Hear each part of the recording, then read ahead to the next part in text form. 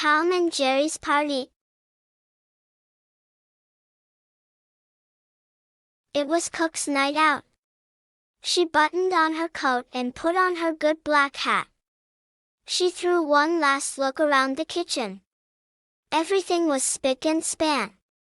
Everything was in its place, she thought. What Cook hadn't noticed was that the icebox door was just a very little bit open. Cook hadn't noticed, but Tom Cat had. Said Tom Cat to himself. This is the night for me to have my party. As soon as Cook left, Tom Cat reached into the icebox. Carefully he brought out cupcakes and cream. He put the cupcakes on the kitchen table and poured the cream into tiny cups. When the food was ready, Tom scrambled up to a pantry shelf. He brought down red and blue bunting left over from a New Year's Eve party. Humming gaily to himself, Tom strung the bunting from wall to wall, from chair to chair. Nice, very nice, he chuckled when he was all finished. Very nice indeed, if I do say so. Now to hand out invitations. Quickly Tom Cat ran out into the dark night and down to the house of the Fiddler Cat. Fiddler Cat, he called. I'm having a party. Come and bring your fiddle. From the house of the Fiddler Cat Tom ran on to the house of Yellow Melisande. From the house of Melisande he ran on to the houses of all his friends. By the time Tom Cat turned back home, 6 happy cats were trotting along behind him. Soon the party was in full swing. The Fiddler Cat played his fiddle. Yellow Melisande stood beside him and sang. A cat's life is the life for me, she sang. Meow, meow, it's wild and free. The other cats danced to the music and cast hungry looks at the cupcakes. Somebody else was watching the cupcakes, too. Jerry and Tuffy had heard the music. They stood hungrily at the door of their mouse hole.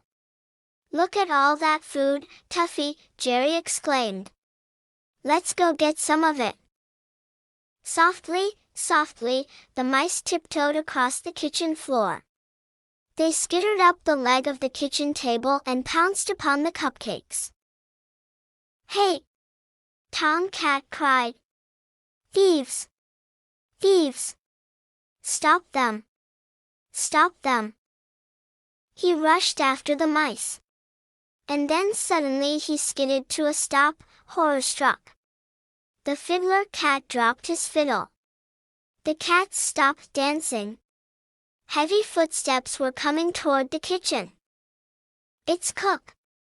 Tom Cat whispered. It's Cook! She's back early. Jerry leaped off the table. He ran to Tom and pulled at his paw. In there, he urged, pointing to his mouse hole. Hide the cake in there. The cats whisked the cupcakes and cream off the table. Pushing and pulling, Jerry and Tuffy squeezed them through the mouse hole door. The footsteps came nearer and nearer. Tom flew around the kitchen. The bunting! He cried. Take down the bunting! Cook started to open the door. The Fiddler Cat dove into the wastebasket. Yellow Melisande leaped into the washing machine. A third cat squeezed herself behind the door. And 2 little kittens hid trembling in the market basket. When Cook came in, there was only Tom, lying sleepily under the kitchen table. Land sakes! Said Cook. I thought I heard a noise. Must have been my imagination. And with a shake of her head, she left again. Coast's clear, whistled Jerry. The cats came creeping out of their hiding places. Ahem! Said Tom to Jerry. I suppose now you intend to keep all those cupcakes? Jerry threw out his chest and looked noble. Certainly not. He answered. Who am I to spoil a party? Behind his paw he whispered to Tuffy, we couldn't have eaten all those cakes alone anyway. So the party started again, gayer than ever.